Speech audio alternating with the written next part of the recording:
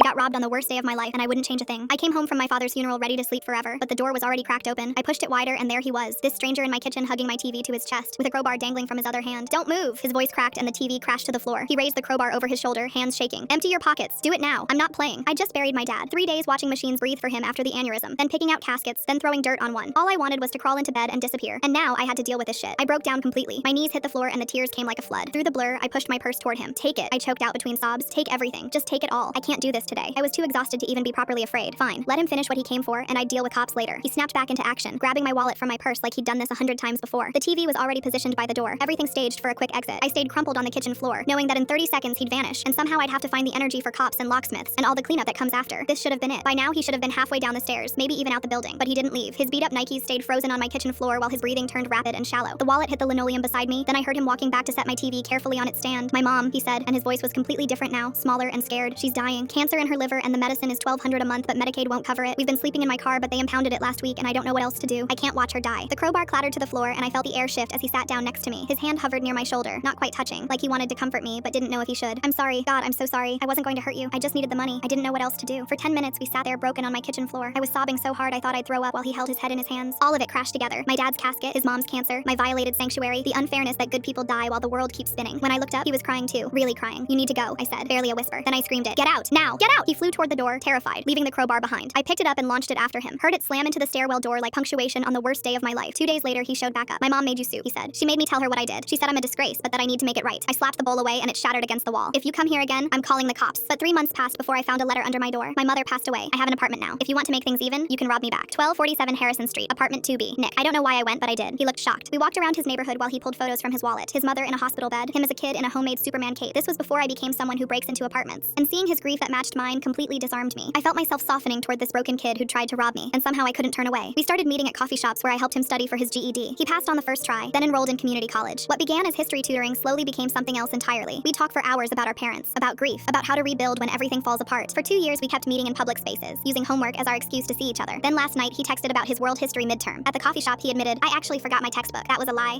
I wanted to see you." We laughed about things that definitely weren't funny 2 years ago. "I learned to make my mom's sauce," he said as they were closing up the shop. "The one from the soup I tried to give you. I make it when I miss her most." The invitation came out before I could stop myself. "Show me." Walking through that same door into that same kitchen, my hands shook badly. He noticed but didn't say anything, just started unpacking groceries while talking about his mom's recipe and how she'd made him practice until he got it perfect. Later, we watched a movie on the TV he'd once tried to steal and actually made jokes about it. "She would have been so proud," he said quietly, staring at his hands, "that I'm in college now, that I'm actually trying, that someone like you believes I'm worth something." I reached over and hugged him. He smelled like tomato sauce and second chances. After he left, I sat in my kitchen trying to understand what we'd become. My plans for rebuilding after losing my dad never included Nick. Maybe that's why this feels like the most real thing I have.